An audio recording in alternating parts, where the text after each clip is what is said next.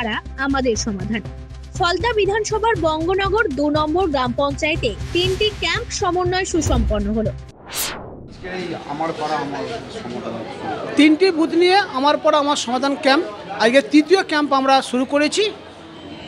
মাননীয় মুখ্যমন্ত্রী মমতা বন্দ্যোপাধ্যায়ের যে প্রকল্প, সেই প্রকল্প থেকে কোনো মানুষ যেন না বঞ্চিত হয়, তাই জন্য আমরা পাড়ায় পাড়ায় প্রত্যেকটা বুথে বুথে আমরা মিটিং করে মানুষকে সাড়া নিয়েছি।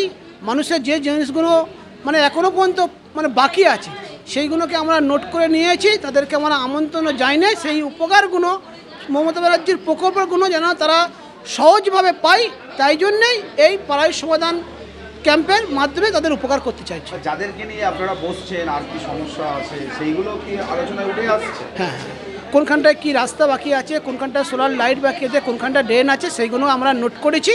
সেইগুলো নোট করে আমরা 10 লক্ষ টাকার মধ্যে সেই স্কিমগুলো তুলে মাননীয় মমতা বন্দ্যোপাধ্যায়কে আমরা পাঠাচ্ছি। দ্রুততার সঙ্গে আমরা মানুষকে কথা দিচ্ছি কিছুদিনের মধ্যেই আমাদের এই সমস্যার সমাধানটা করে দেওয়ার জন্য। সকাল থেকে সাধারণ মানুষকে নিয়ে আমাদের পাড়া আমাদের সমাধানে সরজমিনে খতিয়ে দেখেন বঙ্গনগর 2 নম্বর গ্রাম পঞ্চায়েত প্রধান ইসরাফিল তরফদার। সাথে ছিলেন ফলতা পঞ্চায়েত সমিতির শিক্ষার কর্মাধ্যক্ষ আতিকুল্লাহ মোল্লা। আজকে আপনারা প্রত্যেকে অবগত আছেন, মাননীয় মুখ্যমন্ত্রী মমতা বন্দ্যোপাধ্যায় আমাদের পাড়া আমাদের সমাধান যে প্রকল্পের সূচনা করেছেন। আজকে আমাদের বঙ্গনগর 2 গ্রাম পঞ্চায়েত অধীনে আজকে তৃতীয় ক্যাম্প হচ্ছে। দেখতেই পাচ্ছেন সাধারণ মানুষ এসেছেন।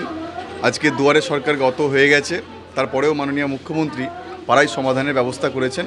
এখানে আপামর জনতা খুবই উপকৃত হচ্ছে যে আমাদের সরকার মানুষের দ্বারে পৌঁছে গেছে।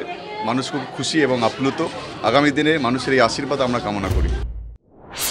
2011 সালের পালা বদলের পর থেকে একাধিক উন্নয়ন হয়েছে এলাকা জুড়ে। বিধানসভা হোক বা পঞ্চায়েত, মানুষের চাওয়া পাওয়া দিনকে দিন বেড়েই চলেছে।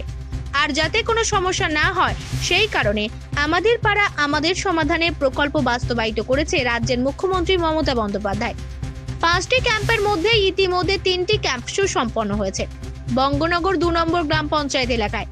শান্তনু পুরকাইতের রিপোর্ট, জেলার বার্তা।